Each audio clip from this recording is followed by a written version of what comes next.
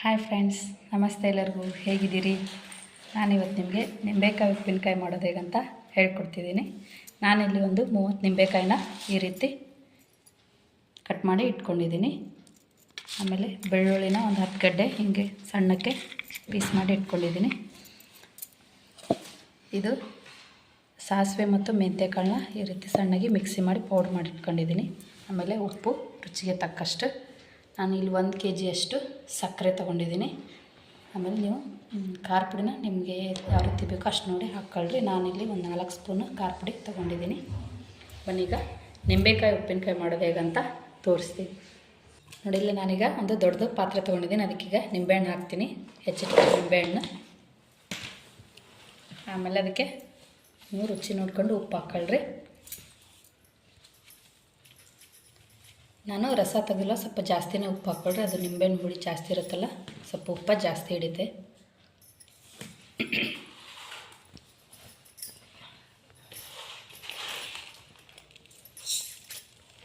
ನಾನಿಲ್ಲಿ 1 kg ಅಷ್ಟು ಸಕ್ಕರೆನ ಹಾಕ್ಕೊತಿದ್ದೀನಿ.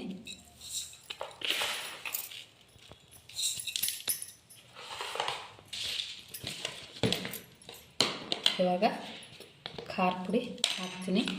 ನೀವು ನೋಡಿ, ಜಾಸ್ತಿ ಖಾರ ತಿನ್ನೋರು ಸ್ವಲ್ಪ ಜಾಸ್ತಿ ಹಾಕ್ಕೊಳ್ರಿ. ಉಪ್ಪು ಖಾರ ನೀವು ರುಚಿ ನೋಡ್ಕೊಂಡು ಹಾಕ್ಕೊಳ್ರಿ. ಆಮೇಲೆ ಪುಡಿ ಮಾಡ್ಕೊಂಡು ಸಾಸಿವೆ ಮತ್ತು ಮೆಂತ್ಯಕಾಳು ಅದನ್ನು ಹಾಕ್ತಿದ್ದೀನಿ, ಪೌಡ್ರನ್ನ.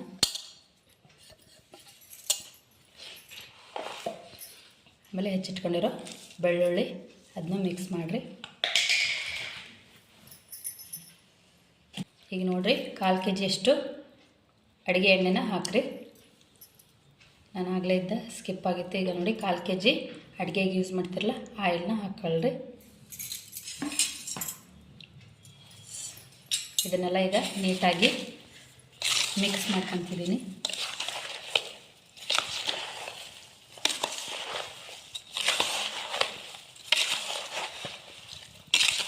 ನಿಂಬೆಹಣ್ಣೆಲ್ಲ ಹಾಕ್ಕೊಂಡಿರೋ ಸಾಮಗ್ರಿಗಳು ನೀಟಾಗಿ ಮಿಕ್ಸ್ ಮಾಡಿರಿ.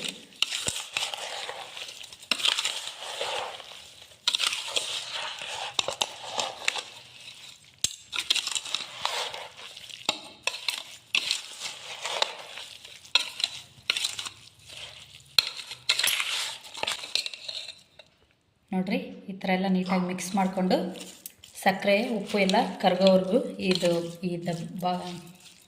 ದಬ್ರಿಲೇ ಇರಲಿ. ಆಮೇಲೆ ನೀವು ಒಂದು ಗಾಜಿನ ಬಾಟಲ್ಗೆ ಇದನ್ನ ಸ್ಟೋರ್ ಮಾಡಿ ಇಟ್ಕೊಳ್ರಿ. ಒಂದು 15 ದಿವಸದಲ್ಲಿ ಅದೆಲ್ಲ ಕಳೆದು ಚೆನ್ನಾಗಿ ಟೇಸ್ಟ್ ಬಂದಿರುತ್ತೆ, ಆವಾಗ ನೀವು ತಿನ್ಬೋದು. ನೋಡಿ ಫ್ರೆಂಡ್ಸ್, ಈಗ ಉಪ್ಪಿನಕಾಯಿ 15 ದಿವಸ ಆದಮೇಲೆ ನಾನು ತೆಗ್ದಿದ್ದೀನಿ. ಈ ರೀತಿ ಎಲ್ಲ ಉಪ್ಪು ಖಾರ ಆಮೇಲೆ ಸಕ್ಕರೆ ಎಲ್ಲ ಕರಗಿ ಈ ರೀತಿ ಕಳೆದು ಇಷ್ಟು ಚೆನ್ನಾಗಿ ಬಂದಿದೆ ಉಪ್ಪಿನಕಾಯಿ. ನೋಡಿದರೆ ಗೊತ್ತಾಗ್ತದೆ ಅಲ್ವಾ, ಬಾಯಲ್ಲಿ ನೀರು ಬರುತ್ತೆ ನೋಡಿದ್ರೇ, ಅಷ್ಟು ಚೆನ್ನಾಗಿದೆ. ನೀವು ಒಂದು ಸತಿ ಮನೇಲಿ ಟ್ರೈ ಮಾಡಿ ನೋಡಿ ಹೇಗಿತ್ತು ಟೇಸ್ಟ್ ಅಂತ ನನಗೆ ಕಮೆಂಟ್ ಬಾಕ್ಸಲ್ಲಿ ಕಮೆಂಟ್ ಮಾಡಿ. Thank you.